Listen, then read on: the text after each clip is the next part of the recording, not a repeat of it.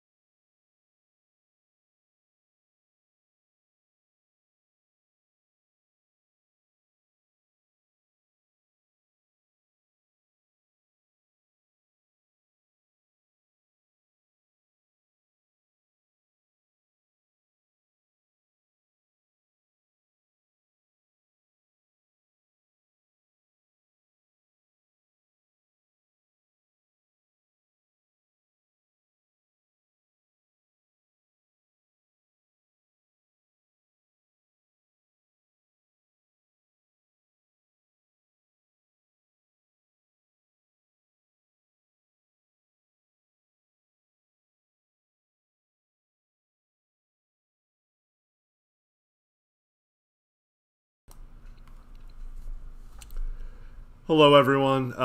Welcome to kind of a Blazers Uprise stream. I'm so sorry. I've been trying for almost 2 hours to get it to work on the main channel.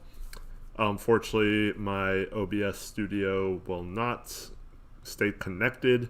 That's why the stream started several times and then died off. I'm just having all kinds of issues. I downloaded Streamlabs instead, but in order to connect to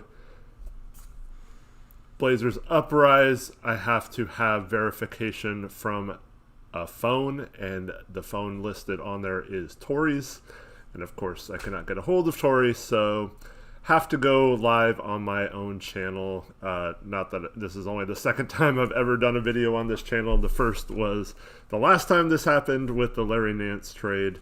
So hopefully people can find this, but unfortunately we won't have access to any of the cool stuff from Blazers Uprise, and it might be a little smaller than it would be had we been able to go live on the main channel.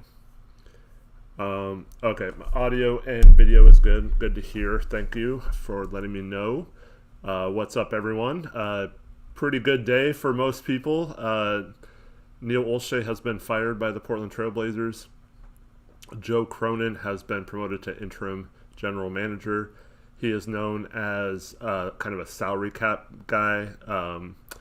So, yeah, it would be interesting to see if he was promoted to clear salary and get this team in a better cap position, or if he's going to make trades that,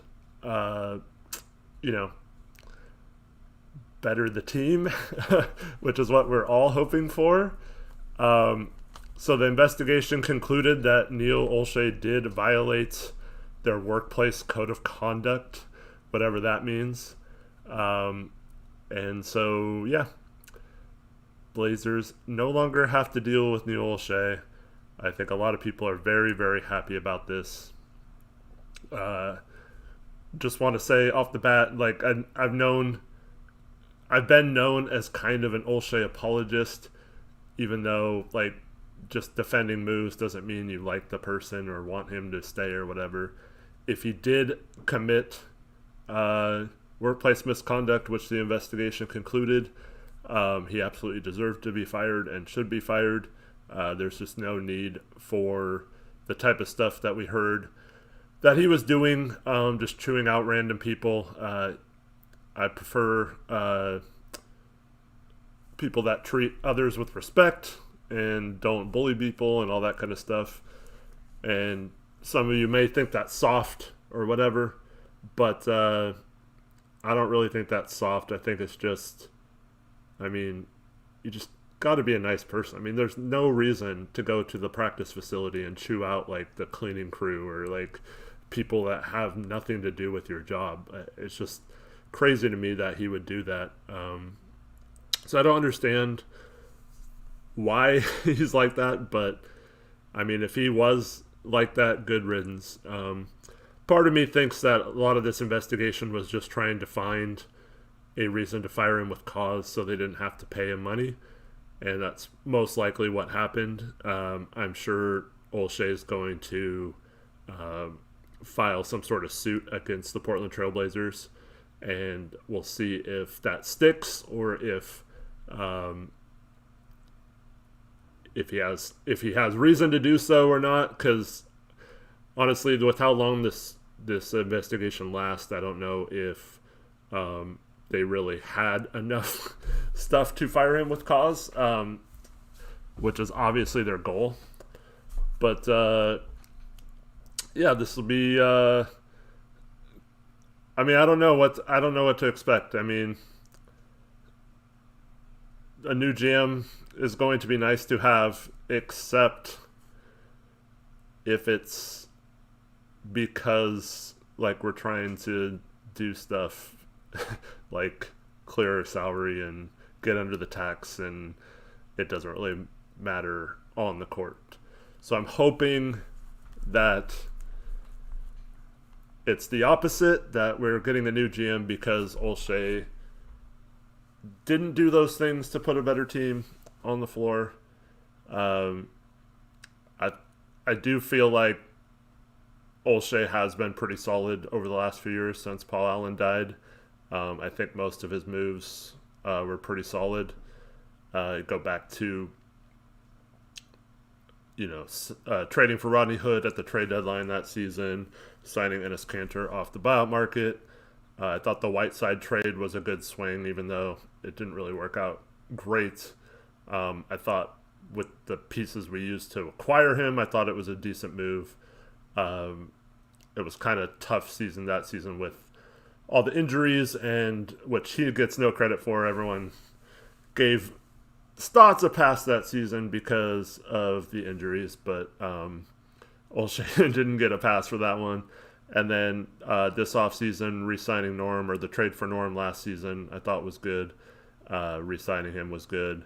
But obviously he has not made a big move, which people want. And so it'll be interesting to see if they bring in someone who is willing to do that. Some of the names being floated out to replace Olshey.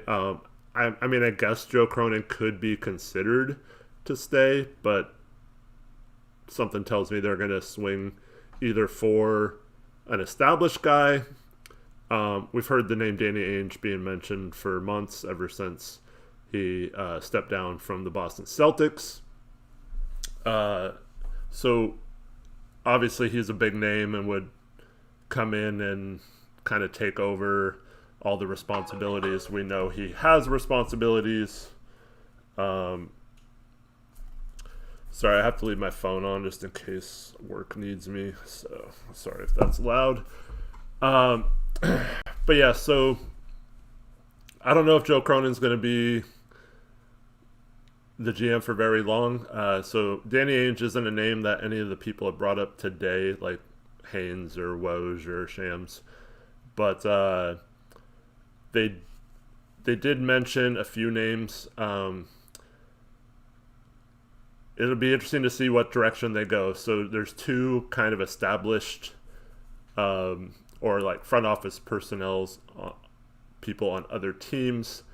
Well, actually, all four are with other teams. It's just the level of what they are at. But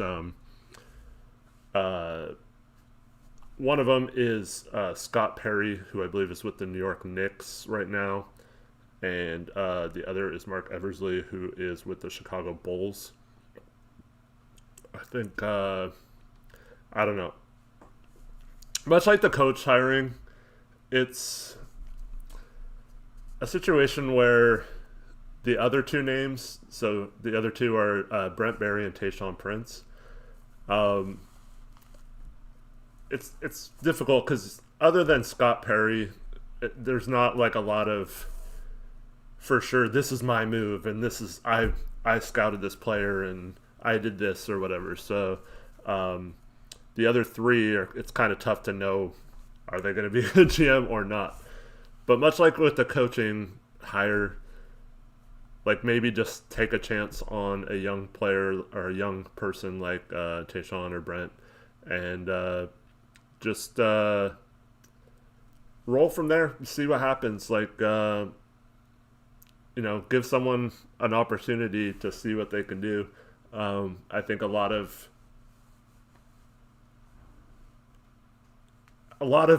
people that you bring in right now will want to make a big splash, and that would probably, most people would believe that entails trading the CJ McCollum.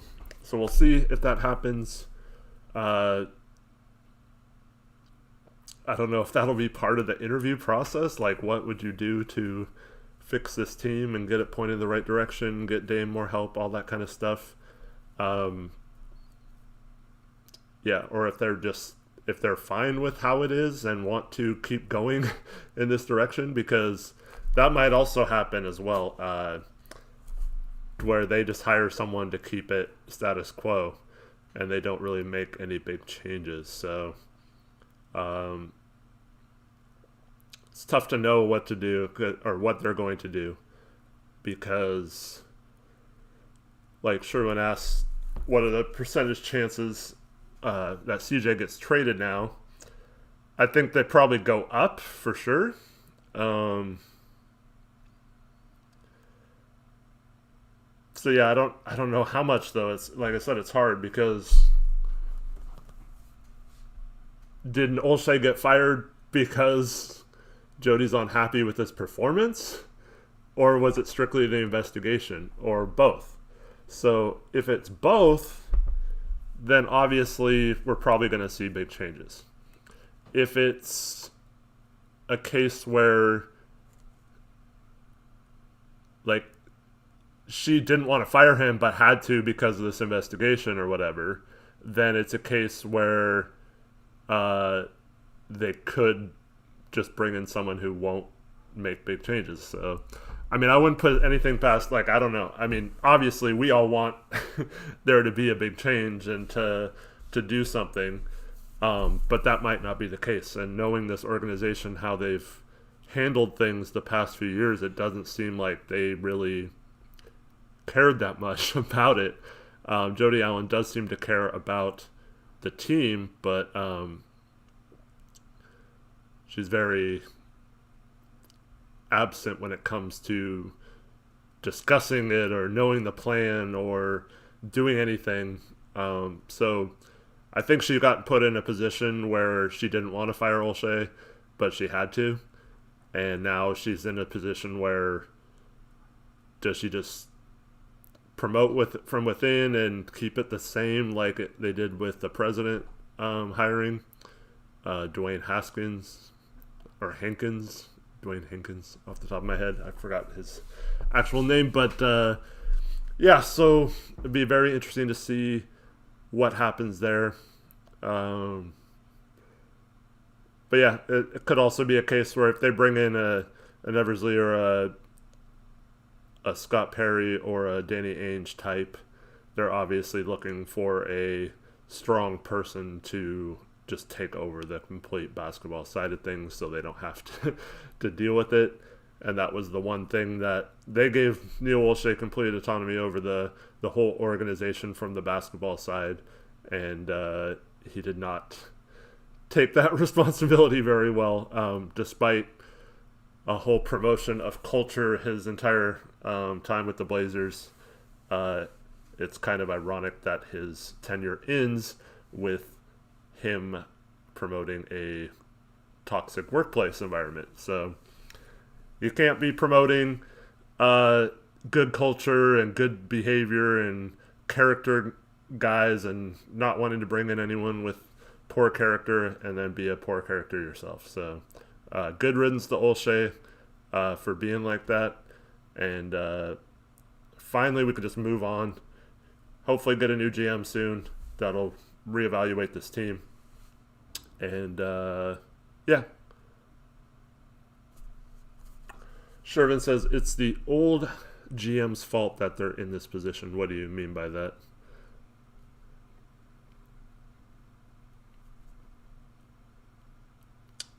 What's up, everyone? Thanks for joining this stream. Once again, I'm sorry it's not on the main channel.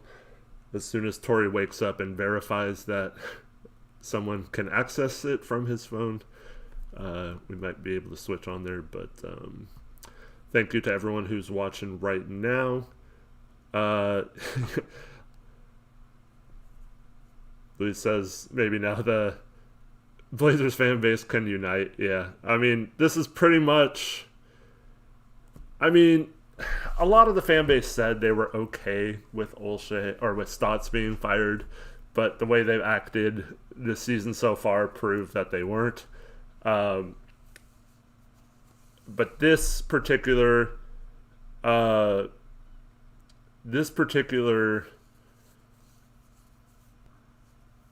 firing, I like 99% of the people are in unison thinking this is a good thing. So yeah, very, very it's just nice to finally, not have to deal with the Neil Olshey discussions after, obviously you talk about it because he fired someone, or he was fired, but just the whole, like, I'm not going to be a fan, or I'm not like go into a game or whatever until Neil Olshey is fired. That can finally be behind us, and then we don't have this thing hanging over the organization, like players not really sure what's going on or who's running the ship or whatever. Yeah. Yeah, that's, I mean, Ben, yeah, I don't want to talk about that guy. He's, yeah, see, this is the problem. People, like I said, I'm for some reason, because I defend, like, oh, a Norm trade is a good trade, like I like re-signing him or whatever. That makes me a like Neil Olshey apologist or whatever, and like I'm in shambles. No, I'm not. I'm happy he got fired. I'm glad. I want this team to win a championship. I want it more than anything. I've told this to you guys many times. I wear my heart on my sleeve. It affects my life. Yeah. But that dude in particular tries to make himself part of every story. He's jealous of Blazers Uprise success. He's been trying to bring us down and promote other people and do all this stuff. And yeah, he's a piece of crap. So I don't really care what he says. So yeah, let's just move on from that.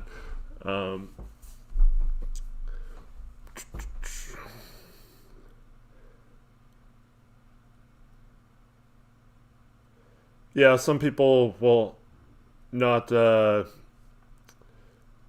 Some people will not be fully happy until they actually do blow it up and trade certain people. Talked about this last night. If you watched the post game show, I do not. I do not think we should trade Nurk. I think he is more important to our success than he would be valuable in a trade. And it's going to be a tough situation where,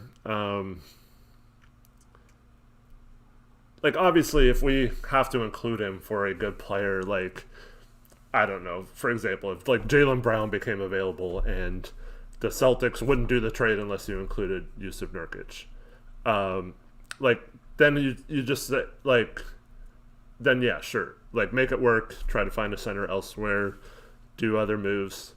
But if it's a case where, like, you're just trading him for another center, like, or you have to include assets, there's not a lot of teams that are good that need a center, and there aren't a lot of rebuilding teams that would want Nurk. So it's kind of like you're trading him as an expiring contract. And so I think when he plays well, it takes this team to another level.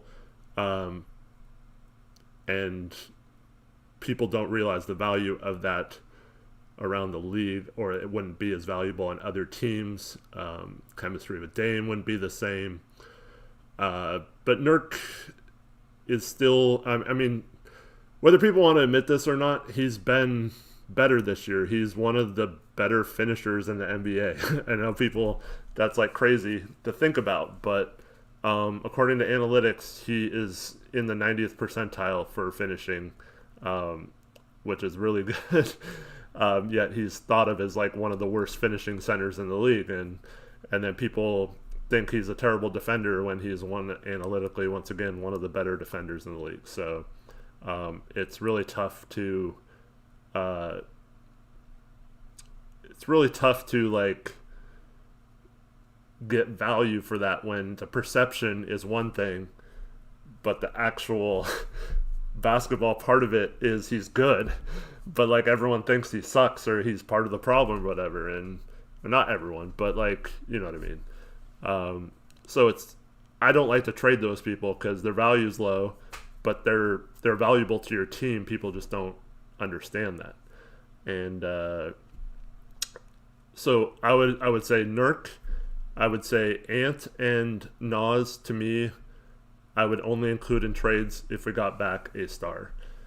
And I'm not saying either of those guys are stars or will be stars or whatever. I'm just not trading those guys just to trade them. I think both of them, their upside is too big to just throw away or include in a trade or whatever. But the other thing is we'd have to include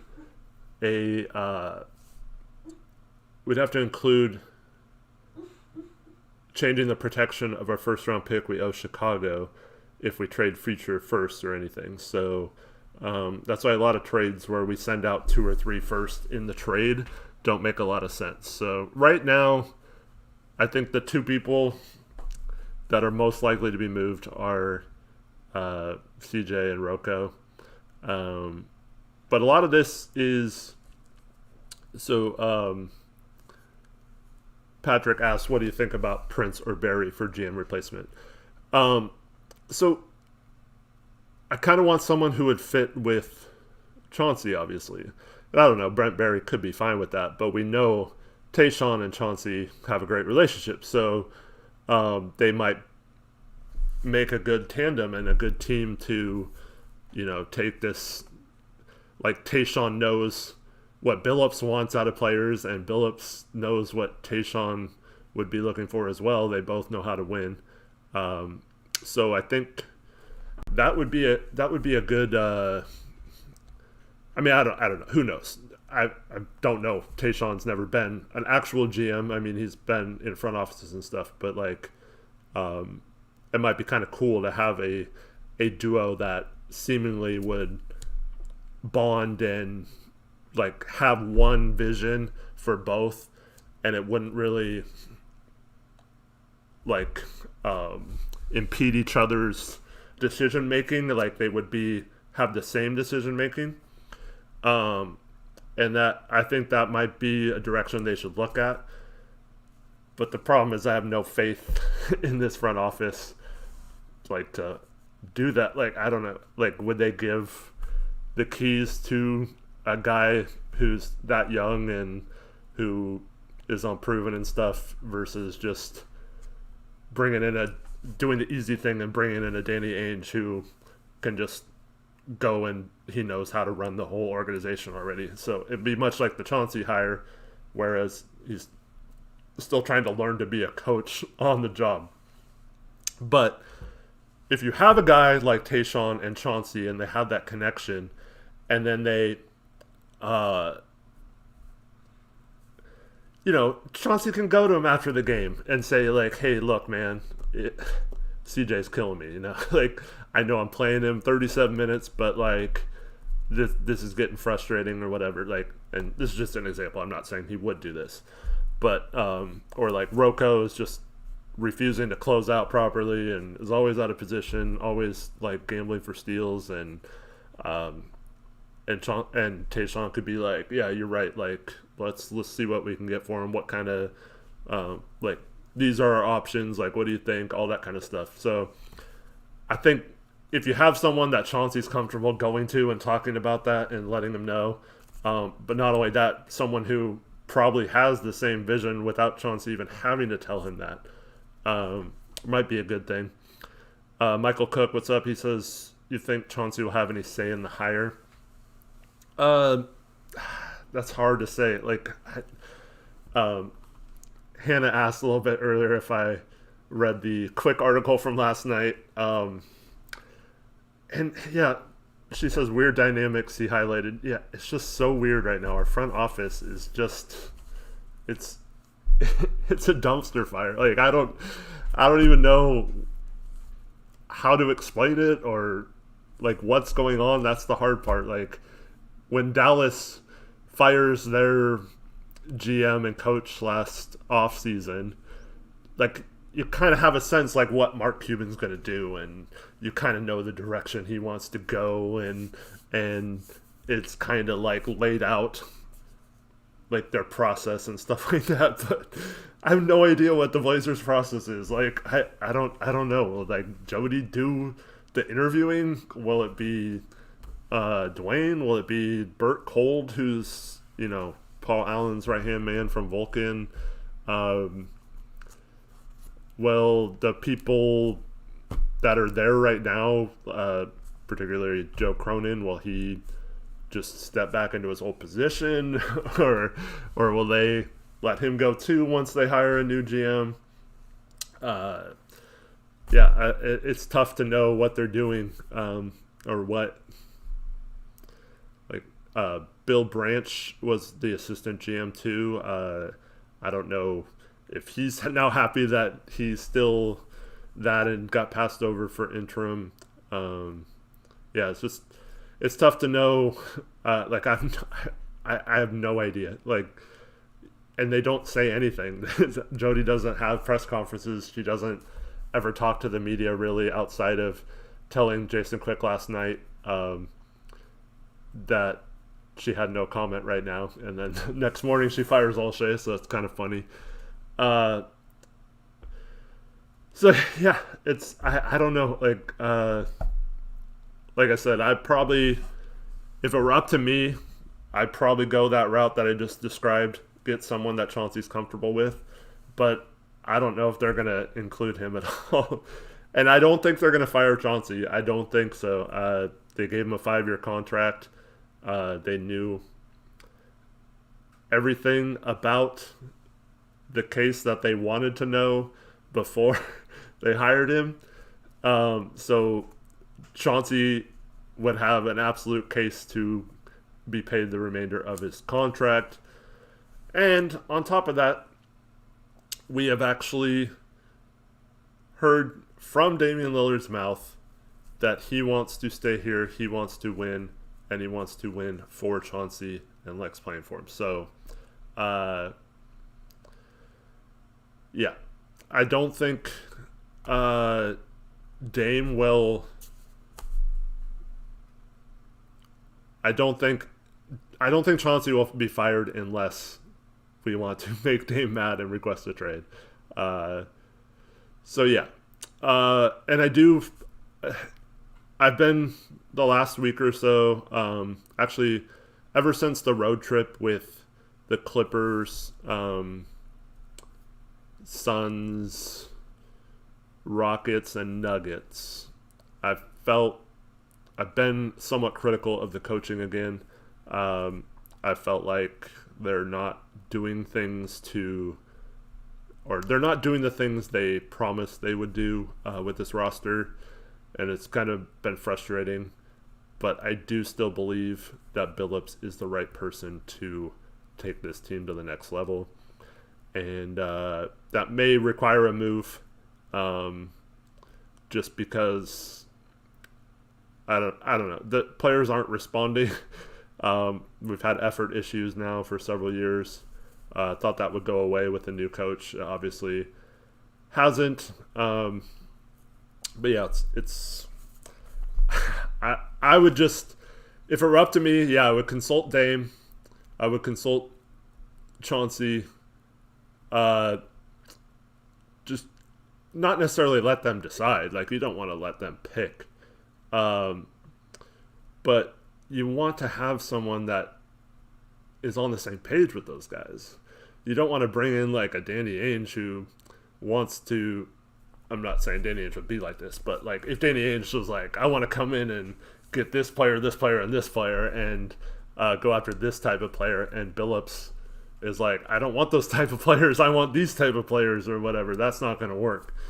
And same with like Dame. If the GM comes in and trades for a bunch of players that Dame doesn't want to play with or doesn't think he can win with, that won't help anything either. I feel like you have to at least consult those guys. And that's why Tayshaun's interesting, because seemingly, I mean, I don't know why Billups wouldn't be okay with that. I don't know why Dame wouldn't be okay with that. That might be a guy that comes right in and can actually get Chauncey and Dame what they need and what they want, and will listen to them and stuff. You can kind of mold him both as a GM and as... Because like Danny Ainge isn't going to... Like if he wants to trade for, I don't know, bring up like Ben Simmons or whatever. but Dame and Chauncey don't want Ben Simmons. And once again, I'm just making a conversation. I'm not saying that this is happening. But let's say Dame does not want to play with Ben Simmons. Chauncey does not want to coach Ben Simmons. They hire Danny Ainge, and then he comes in and he's like, I don't care, I'm trading for Ben Simmons. And, we give up a bunch of stuff and get him. That's going to create an awkward dynamic too. So you have to have someone who at least, like I said, you don't want to give them say like Dame and Chauncey, but you at least want to respect their opinions and make sure that it's someone that they'll respect and that they can get along with and make decisions together. So, that's why some of the younger ex-players kind of make sense, kind of the same way that we talked about with the coaching.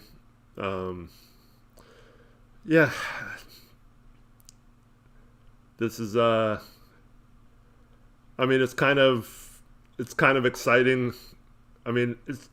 Let's face it, it's been a drag. This whole investigation, this whole off season, Olshey. Whether this is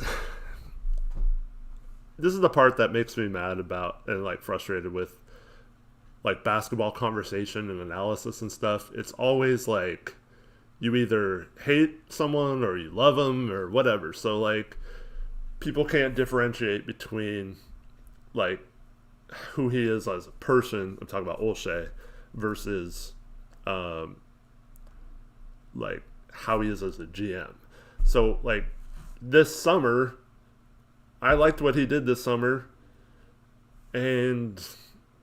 but he was not good in the press conferences, and I was the first one to say before the press conference even started when they hired Chauncey Billups,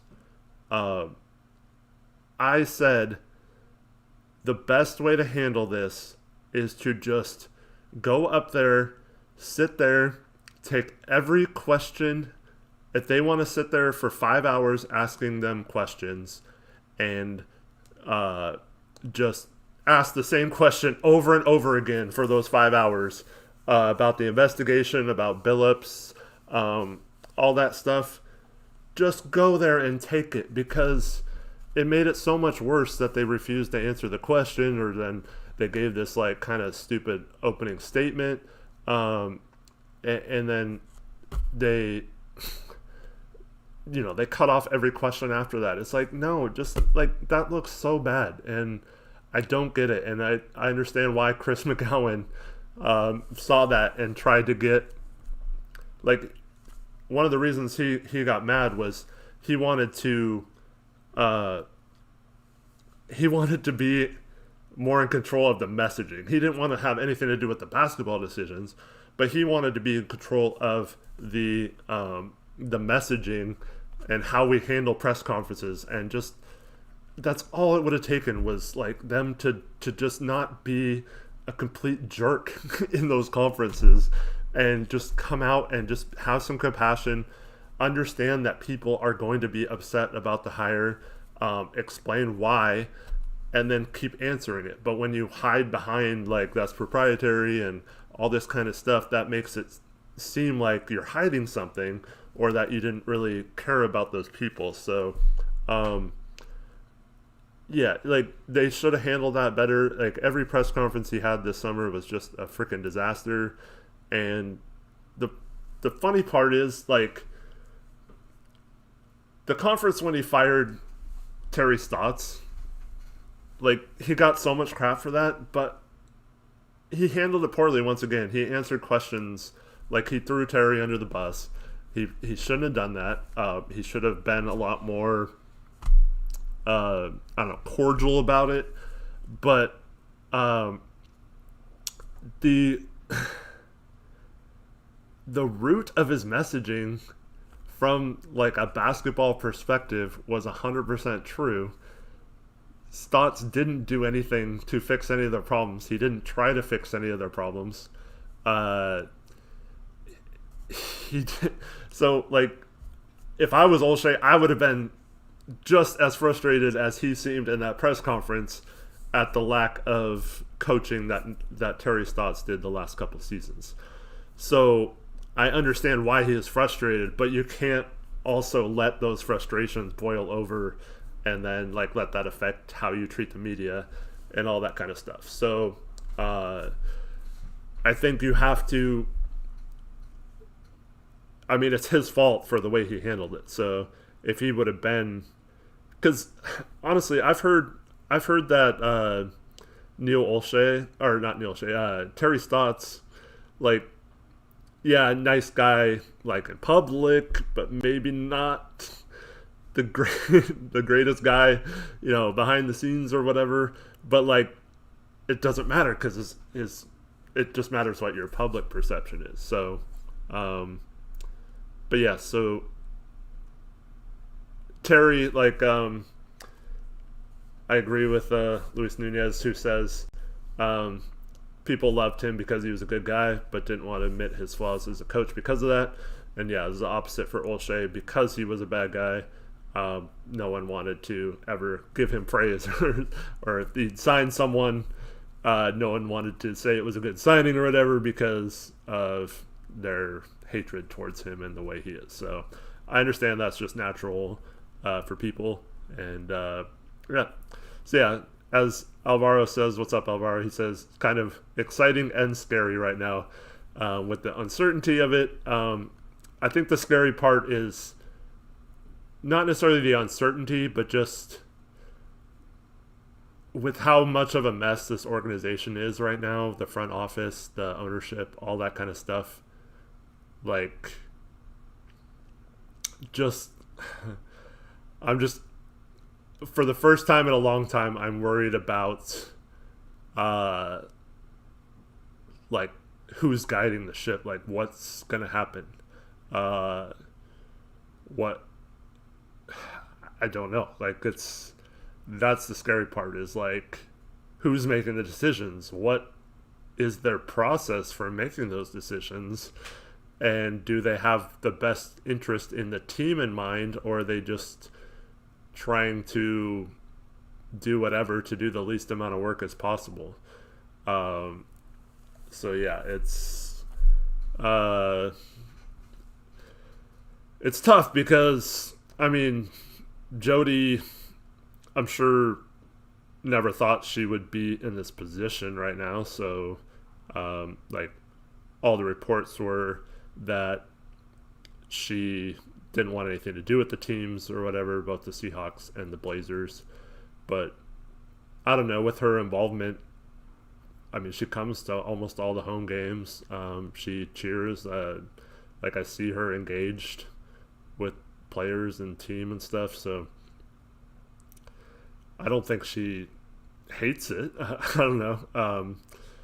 But we have no idea what she wants or what the direction is or anything. So, as Ernesto says, the GM's going to have his work cut out for them. And yeah, that's not an easy position to be put in. But that's why maybe just put him with, put in a GM that just wants to make a name for himself and do it. Like, because honestly, if whoever comes in, if they can fix this, they're a hero, right? If they can't fix it, it probably won't be their fault, right? You can just say, like, well, we waited too long to trade CJ, he had no value or didn't have as much value as he would have in 2017 when we could have traded him for Paul George, or, whatever the case is.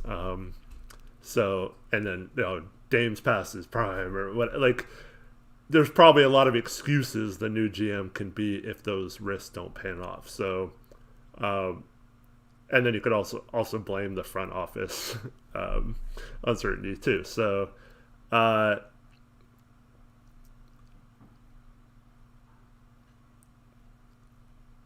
don't see. This is so hard to answer, John. John Sherman asked, "Do you think the Blazers will make a trade before the Blazers hire a permanent replacement?"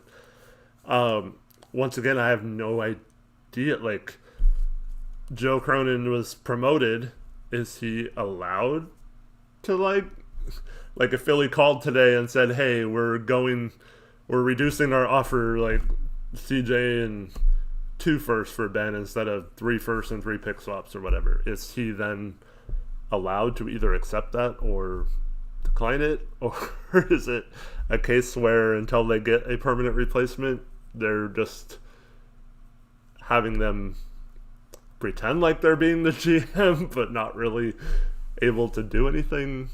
The only thing I can say is before Olshey was hired, we had a season with an interim GM, Chad Buchanan, and he was allowed to make trades that season. Made the trade, Gerald Wallace, for the draft pick that ended up getting us Damian Lillard. So that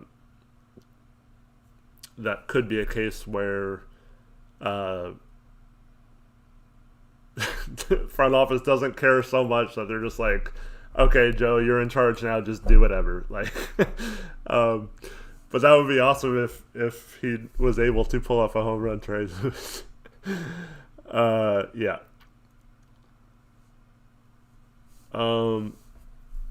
But also, like, it also kind of depends on, in my opinion, what their mindset is.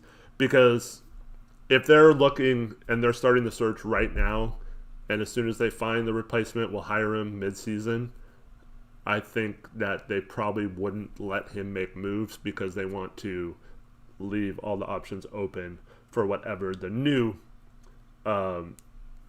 GM would want to do.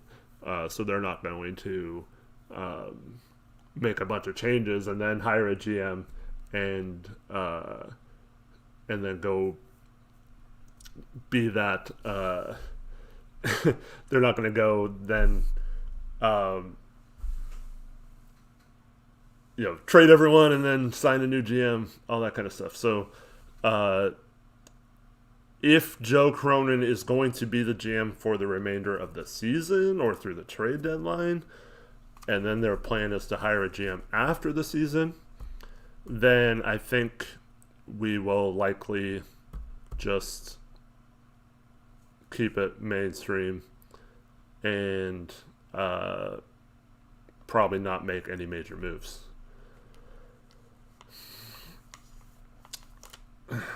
Spencer, that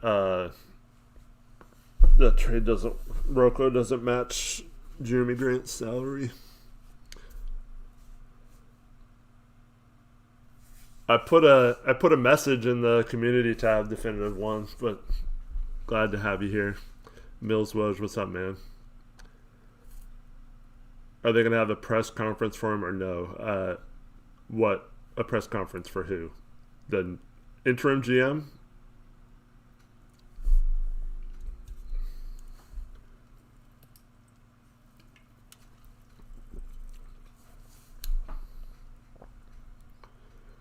Did I put in my application for GM already? No, I have not. It's one of those things you have to have.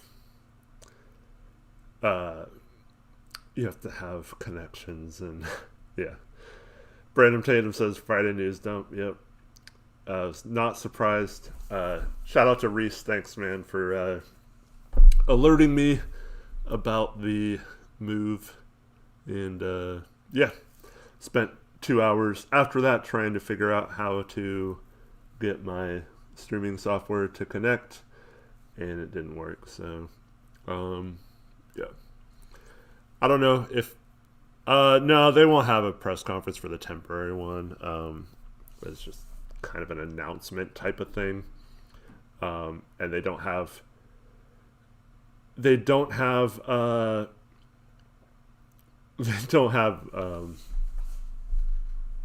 anyone who would want to handle that press conference either. So, but yeah, I mean, obviously I would love, that would be my dream to be a GM, but I'm not qualified. I mean, I would love to be like, some sort of assistant or scout or person underneath whoever the GM was, and learn the role and the job and all that entails. It's not as easy as just making a trade or whatever. There's a lot of other stuff that goes into it. So yeah, I wouldn't be prepared for that. I mean, obviously, if someone offered me the job, I would accept it, but that's not happening, and I don't know if I would. I would. I don't know if I would be good just thrown into a situation like that. So, the Sacramento Kings called me today and wanted me to be their GM. I would absolutely accept that. I mean, why? I'd be stupid not to, even if I was a complete failure and was horrible. But yeah, I have some ideas how I can fix Sacramento. Blazers are actually tougher. I think the Blazers GM right now job is tougher than the Kings one.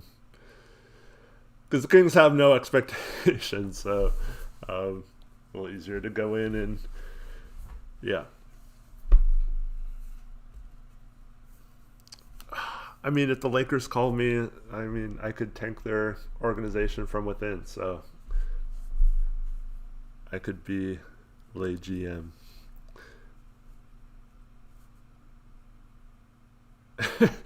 Yeah, even if I made the worst decisions ever as the Kings GM, I still wouldn't be their worst GM ever.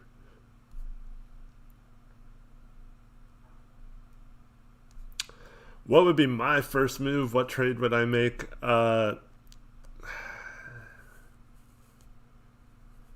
See, you have to find out who's available, like where negotiations got. I still don't believe that it's true, but if that, if,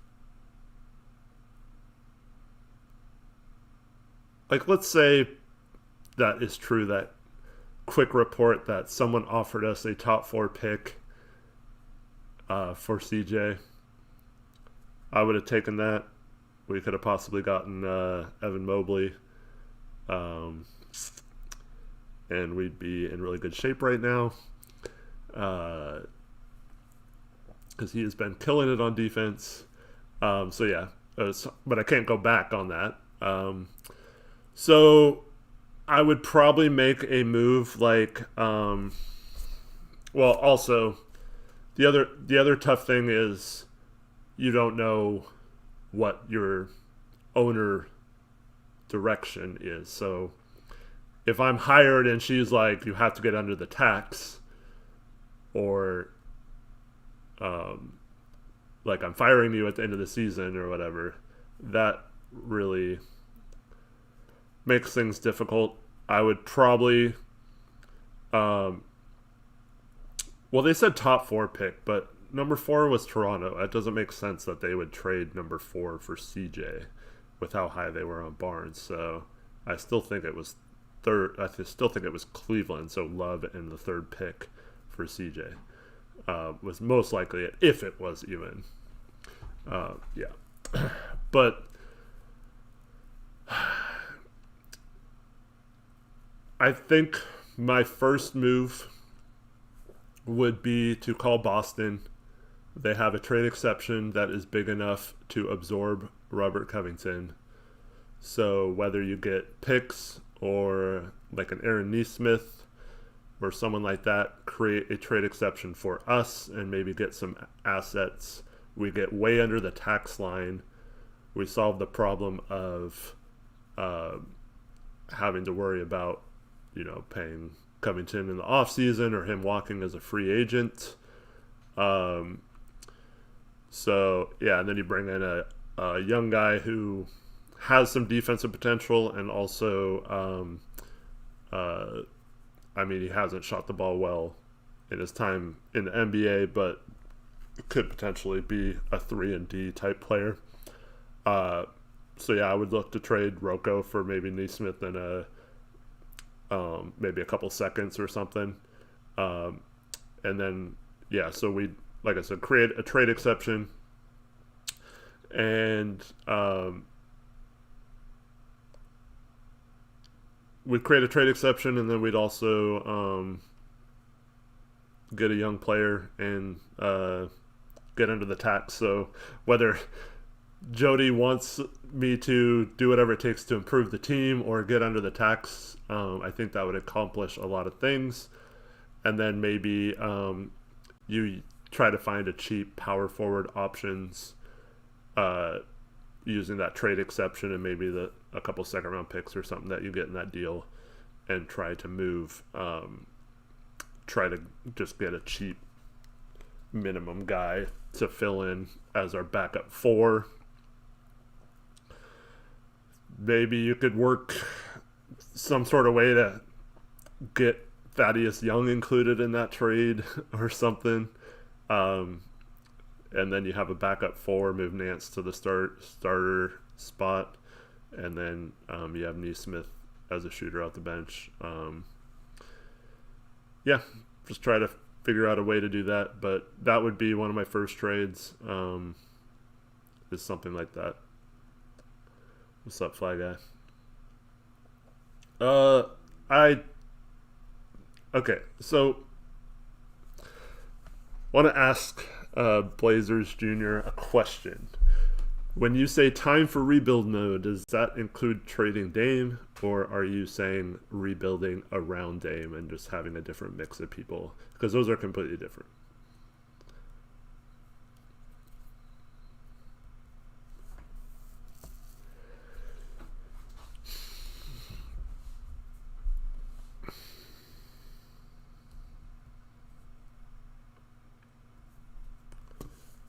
Zach, it really depends on the assets. Yes, would I still do that trade using hindsight? Love in 3 for CJ, Ant, and first or something like that. I don't know if I would include Ant in that. I don't know why. I mean, Cleveland probably didn't want Ant because they already have Sexton, Garland, and then CJ. So I don't know why they'd want Ant. Yeah.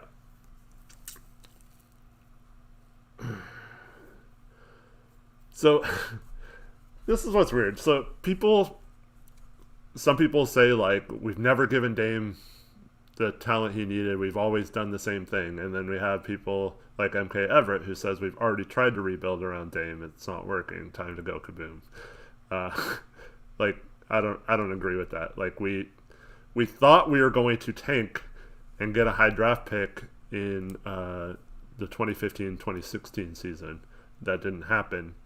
And then we had a tough summer where the salary cap went way up, and then we had all our young guys all expiring that summer, so we had to either re-sign them or let them leave for nothing. And then obviously that offseason was a disaster.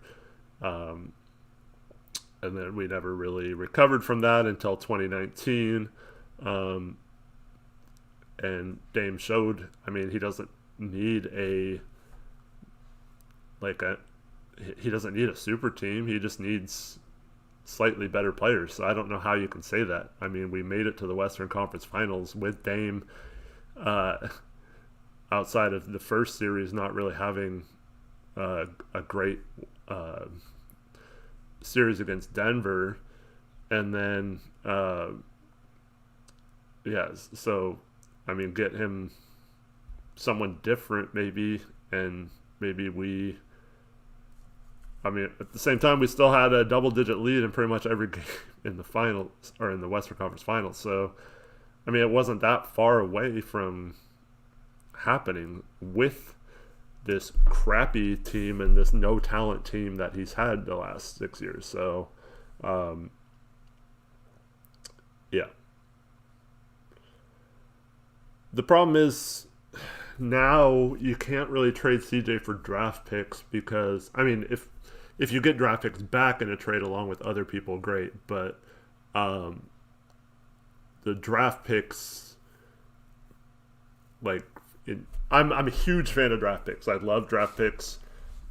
I have never been of the mentality that you can't have someone that helps. There's so many examples of players in recent drafts that come in and help teams almost immediately. I've already mentioned Evan Mobley. Like, just the defensive impact he would have on this team would be incredible. But it's hard to plan that for the future when you're trying to win now too. So like trading for future picks is a lot more difficult to have that win now thing too. Now you could trade for future picks, and then you could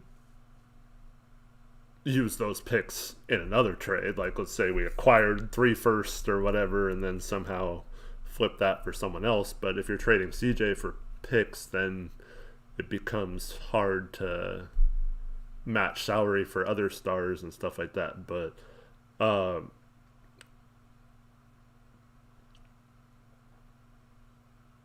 yeah. So you pretty much have to trade him for someone who's established. But yeah, I don't know.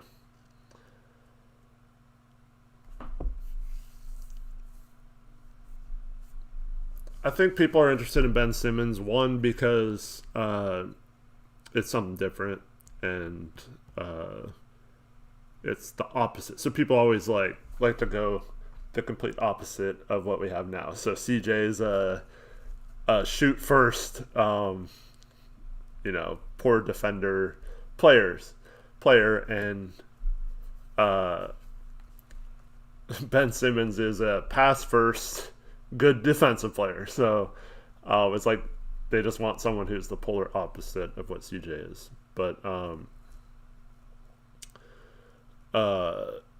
Omar, the Nets are not going to trade Harden. The other thing is with Ben is the people who love Ben Simmons, like Shervin, they're infatuated with every type of player like that. If you're big and athletic and you have the right size, you have certain characteristics, but those people just ignore work ethic and like basketball IQ type stuff. So I see the Ben Simmons usually like, oh man, this is a 6'10" guy who can handle the ball and pass and play defense and stuff. Like he's automatically like amazing. But I look at it the other way, like with Aaron Gordon and players like that. It's like Ben Simmons, there's no reason why these guys, with how athletic they are, being blessed with that kind of body and athleticism, not being like a top 10 player. So obviously, like Alvaro says, Ben has proven to be a better player than Aaron Gordon and Aaron Wiggins and all that kind of stuff. But at the end of the day, is he still maximizing his talent? And if you watch the playoffs last year, that is an emphatic no, he is not. But there's always the intrigue of if he ever does. Like, just think how it could be. So, like I said, I get why people feel that same way, or I feel that way about certain players like Ben Simmons. I just... See, we're in this weird dynamic right now where it's almost like the Blazers should take that risk just because, I mean, why not? It's what they're doing right now isn't working. So why not just take a risk, and maybe if it pans out, like I said, everyone's a hero.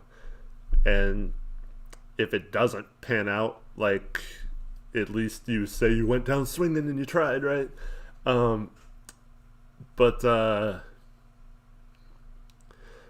So I'm at the point now where I would take a chance on Ben if we didn't have to give up any assets really to get him. I would do CJ and Rocco. I would not include anything else. I would first try for Siakam again, whoever the new GM is. But yeah. Yep.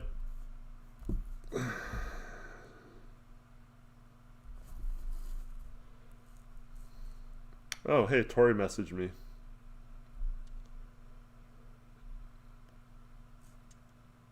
Um, let me talk to Tori because we might move over to the regular channel.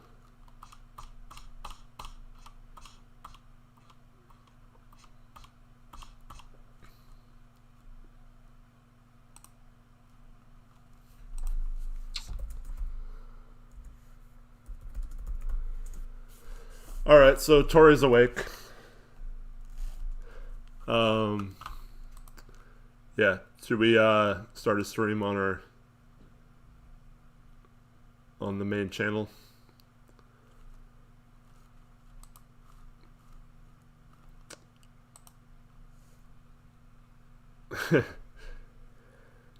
Oh, hey, I appreciate all of you guys, all 75 of you, for watching this. Once again, sorry I had to be on my channel. Don't like to do that. I tried for 2 hours. It didn't work. But yeah, we can have a proper Blazers Uprise stream now. So if you guys are willing to hop on over to the main channel in a minute, be fun to hear Tori's perspective on this as well, and then try to answer more of your guys' questions as well. Sorry if I didn't get to any of yours. When we switch over to the other channel, if you just tag me, just do @EricBrant when you make a comment. I'll try to answer as many of those questions as possible. Let me give the link to the main channel. Let me just grab this real quick.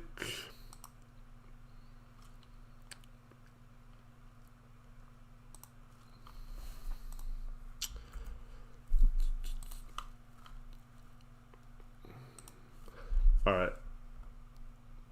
Oh, it's making me sign it. Never mind. Yeah, just go to YouTube and search Blazers Uprise, or Blazers Uprise YT is the Twitter channel. I'll post a link as soon as it's up for that. Appreciate all of you guys for watching. It's been fun, I guess. Finally getting some sort of answer on this investigation. And yeah, we'll talk to you guys in a few minutes. Just give us a minute to set up the stream, and we'll be live in just a minute. Tom, I appreciate it, man. But yeah, thank you to all for watching this, and yeah, we'll see you in a few minutes. Have a good day, everyone. Go Blazers.